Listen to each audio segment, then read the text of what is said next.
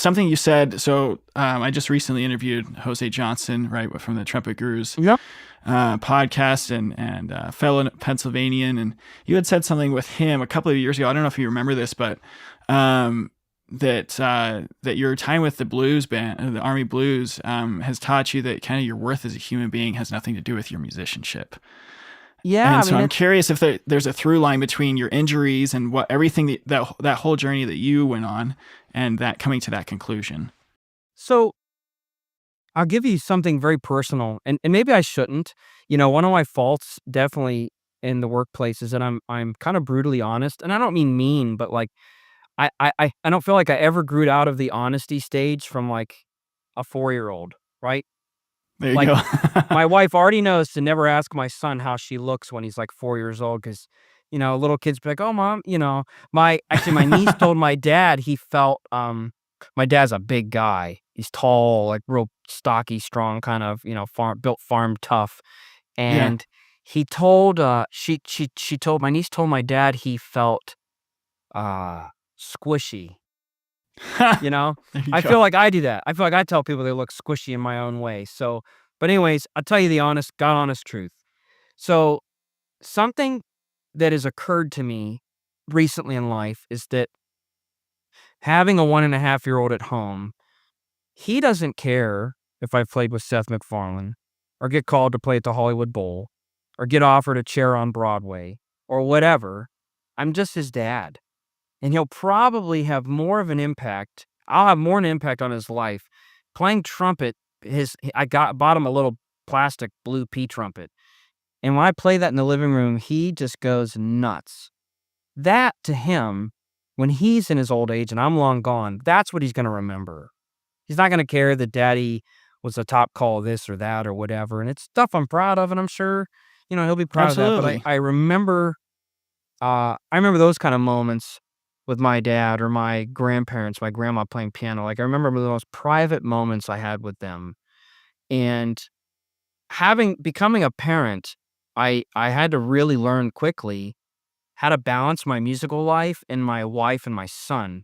And what I had learned, I've always had a good marriage. My wife and I have been together for 10 years now. But what I learned is that there was probably a little part of me unintentionally starting to neglect her, or not have those kind of like new relationship butterflies when we were dating because we're married, we're working. I see it as my job, but I was like in the Army band, playing 8 shows a week as a civilian, playing Broadway stuff, doing this, doing that, playing with the symphony, traveling. And there were probably a lot of things I missed out on that I kind of regret now. Now, luckily, I learned that, before I was 30. But now having a son, all of a sudden, that's a whole other ballgame becoming a parent. And I had to really learn quickly, like, okay, a friend of mine told me I was in a season of change where I was so busy cultivating work, right? Because you want to be a name, you want to be a top call, whatever. Right. He's like, you don't need to cultivate. You have more work than you know to do with. You need to curate. You need to figure out what you want to keep and curate.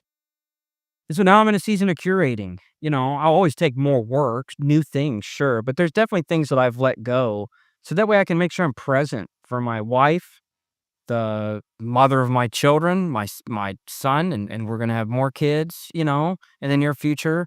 And when I'm on my deathbed, like think about this. I would like Conrad Gazzo for me is probably one of my biggest heroes of all time. And definitely one of the most important trumpet players in our business in the sense of he literally stopped the world if he wasn't available. What other trumpet player can say that? Like if Conrad wasn't available for a session at Capitol, Frank Sinatra would not record. Dean Oh, Martin would not record. They would not go into the studio unless Conrad was playing first trumpet. But Conrad passed away in the 60s, and guess what? Those two guys kept playing, kept recording. He was replaced. Maybe not replaced, but the job carried on. They kept got, going. Yeah. somebody else Yeah. Yeah. played lead trumpet. And so I try to really put myself humbly in my deathbed. Probably by then I'm not going to be playing. There's going to be another lead trumpet player in the Army Blues if the Blues even exists at that point. Um, Whatever gigs I had are going to be taken over by other people, even if certain contractors make you feel like you're replaceable. You're not. Um, but the people hopefully will be there are my wife and my children. and they're gonna remember me as dad and husband, not as a trumpet player.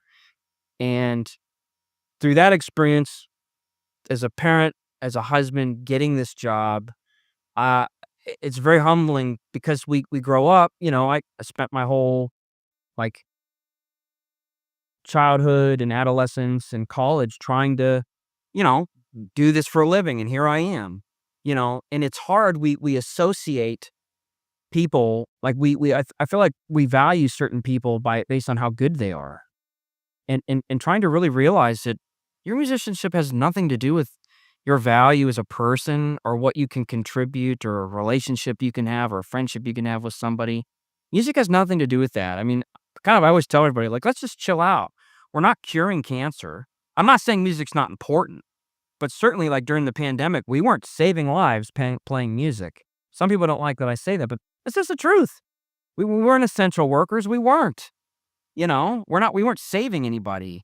Music has a place and it's very important in our life, but just very practically, as far as the world turns, we're not saving anybody physically, as doctors or whatever, Right. you know. And so for me at least, having that kind of, or like being in the military band, it's not like we're gonna end wars by the Army blues playing. Some people get really intense about our role in the military, and man, everyone freak out. Like, just calm down. Playing clarinet at the Midwest Band and Orchestra concert is not gonna end the war in Europe, as horrible as that is, and I don't say that jokingly, but, like, understanding what our role is more as ambassadors to the public and public affairs and engagement and stuff, and so through all of that, just realizing, like, okay, uh, music for me now all of a sudden is very different. I'd still identify, like, I love the trumpet more than anybody. I got all this crap behind me, but, knowing that if, heaven forbid, I got an injury that was bad enough that I could never play again, I'll be just fine. I'll be the same Josh. I'll be the same exact person whether I'm playing or not. My son isn't gonna see me any differently. My wife's not gonna see me any differently. Hopefully, my friends won't. I'm not gonna be gigging with them or whatever. But, I feel like we can really humble ourselves by kinda taking a step back and realizing that even though as much as we love it and we might identify with it as our career and our entire being and stuff, it's not. It's not gonna be life ending if we can't play. There is life after music. There's life during the music. There was life before the music. There was a point where we were all alive before we became musicians, and, I learned a lot in my late 20s because I got married kinda young. I became a dad at 29 and got this job at, like, 22, and so I feel like it forced me to grow up, in a sense, a lot quicker than maybe I would have if fate didn't decide kinda where I was at. And so those are kind of the things that I've learned, to try to just keep and bear in mind, as I go through my career, and it's helped me to be balanced. And, one of the reasons I said that to his Jose was when I came to DC, one of my trumpet students is, like, retired from the CIA, and he's, like, an Oh, operative and yeah, yeah, yeah. whatever, and he's, like, a beginning trumpet player, and I'm like, "Well, this is a smart dude, and he's done a lot of consequential things that I don't know about and shouldn't know about." So, for me to try to discredit him as just dumb because he can't play would be ridiculous. But so often we do that. Sometimes you hear somebody at a band and orchestra clinic, maybe they don't play that great, and you're like, "Ah, that guy's stupid, he sucks." And I don't know, maybe he's like the CEO of, like, a Fortune 500 company. I don't know. What is it? Doesn't like the owner of Chick-fil-A or whatever, he's like a trumpet player or something, I think. Oh, I I think didn't it's know that. that. One of these, like, big franchises, the guy is like a trumpet player and, like, pretty decent too. And so I don't know. You can still be plenty successful and not be that great of a musician, you know? So at Yeah, large, I try not to let my music be my entire identity, and I try not to let myself be influenced by others, and what they do, and try to see them as, "Oh, they're this, they're that, they're whatever." There's so much more than that. That's a great thing about the Army Blues is because that's the most consistent job I have for sure, being full-time. When we get together, we just do normal stuff. Like, there's a guy in our section that loves they go trumpet section goes rock climbing a lot, and, like, I love to watch movies. We have, like, a movie club in the band. We just do, like, normal people things. We go to work, they're kicking ass, and they're playing at a world-class level, and then last night, I had, like, a movie hang at my house, and so learning to separate, your musicianship and how you identify that way from like your being as a person, I feel like can help you um, live life much healthier than you might otherwise. Because so often we just all identify like we don't know how to identify for years and years and years. I didn't know how to identify without a trumpet. I would be very upset, and I would definitely go through some hardship. But if I could never play again, I would be okay. I know exactly what I would do. I have other passions. I know exactly where I would go if I couldn't play anymore, and I will be fine. You know. And so I think if we can all do that, we'll all treat the music better and treat one another better as well. I don't know how much empirical evidence we have for this yet because it's a developing field, but I feel like that right there, that identity and this feeling that we have to be constantly in the practice room or constantly sweating over our craft in order to be successful at it. I mean, you got to put in the work. I remember one of our conversations was actually about that a long time ago. It was like, I was like, Josh, I don't know if I have time for all this. And he's like, well, you got to find the time, but at the same time, realizing that it's part of a greater whole. And I think, and I don't want to put words in your mouth, but would you say that you're like kind of investing into this beautiful part of your life with your family and these other interests that you have has informed your career as a musician and as a trumpet artist? Oh, 1,000%. I think I'm a better trumpet player now because of my son than any other time in my life because of him. It's hard to explain, but sometimes like I tell younger players, especially like in the world of jazz and stuff where we have so much freedom to express ourselves, Right. and to get off the page. Sometimes players that what the questions are asking, I answer, I say, you just have to live longer. They're like, well, how do you get this thing? And how do you, like you just got to live life. You go through some up and down experiences, you're going to play a lot differently. And for me, I treat my jobs differently. I don't work as much. I still work a lot, but I mean, I was killing myself prior to being a parent. But now I have found so much joy in I'm dressed ready to walk out the door for another job tonight. That I can't wait to go to. And I found new joy in seeing people in the work that I did keep and am still doing. Whereas before I was just trying to have total world domination that I ended up hating every gig because I was just constantly tired and just worn out and didn't want to do it. But well, if I say no to this person, they might never call me again. And what if they hear another trumpet player they really like? And all these crazy things that we all think, whether people admit it or not, we all think that kind of stuff. And Guilty we have to just, as charged. we have to be secure enough in ourselves to just not think those things. And the only thing on earth that would have stopped me from doing that was becoming a parent. That's the only thing. And now being a parent, and I love my wife. Has nothing to do with her. Like, it's not that I don't see her less than my son. She's the mother of my children. She comes first, but you hold this sweet little baby that you literally created.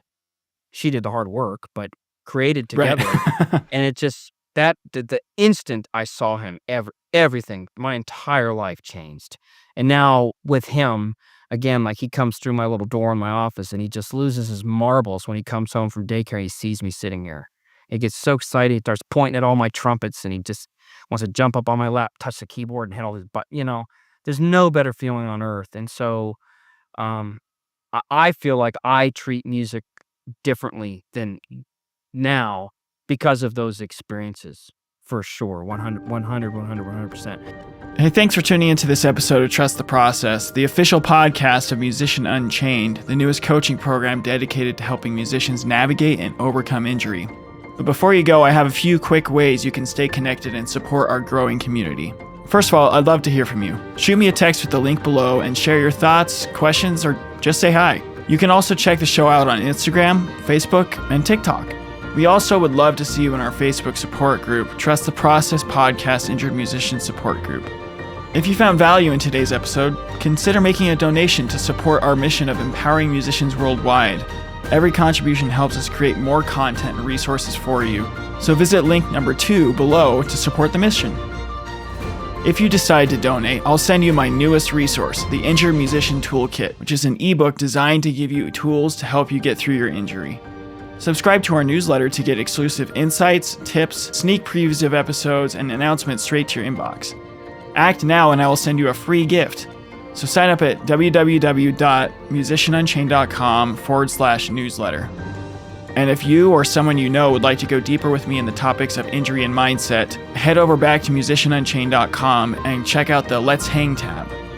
As always, I want to thank Daniel Baldwin, my audio engineer, and my sister Dana Lovell for her help with the promotional materials.